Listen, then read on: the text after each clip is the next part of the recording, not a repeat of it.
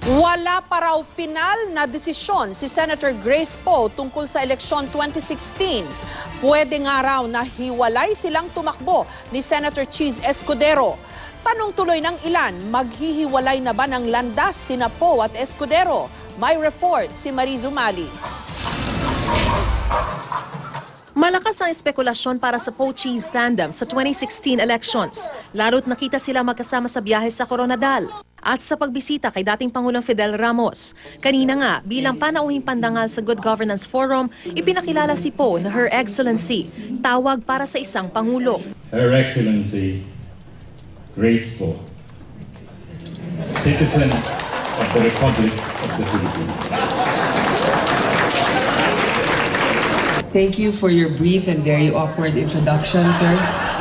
Pero hanggang ngayon, tila masugid pa rin ang panunuyo ng Partido Liberal kay Senador Grace Poe para tumakbong Vice ni Secretary Mar Rojas. Kagabi tila malaman ang pahayag ni Poe nang tanungin tungkol sa posibilidad na tumakbong Vice Presidente sa Senador Cheese Escudero. Alam mo kami ni Senator Cheese, pareho kaming independent. Pwede siyang tumakbo kahit wala siyang pangulong kasama at ako rin naman kahit walang pangalawang pangulo.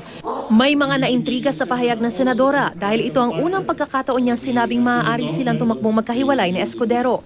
Kilalang malapit na kaibigan ni Poe si Escudero. Pagsasamahang nagsimula noong panahon pa ng pagtakbo ng kaniyang amang si Fernando Poe Jr. noong 2004. Kanina pinaklaro namin kay Poe ang kaniyang sinabi. Mahalaga sa independent, no? Kung ano man ang plano namin, matuloy man ang isa o hindi, hindi naman po partidong bumuo dito. Hindi mga sarili naming inisyatibo o desisyon kung sakasakali. So kahit hindi naman ako matuloy, pwede pa naman matuloy si Senator Cheese at kabaliktaran ganun din. Tinanong namin ang diretsahan si Poe kung maghihiwalay sila ng landas ni Escudero. Itinanggi niya ito pero sinabi ring hindi nakakabit ang desisyon nila sa isa't isa. Sa isang text message rin sinabi ni Senador Escudero na hiwalay sila ni Poe na dumaraan sa magkaibang proseso ng pagdedesisyon. Kapwa din daw nilang alam na kanya-kanya sila sa pagpapasya.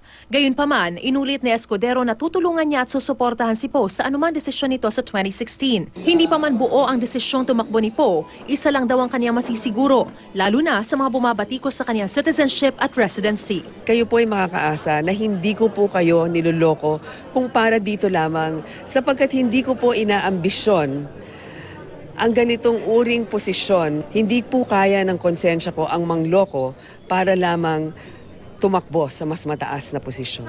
Mariz Umali, GMA News.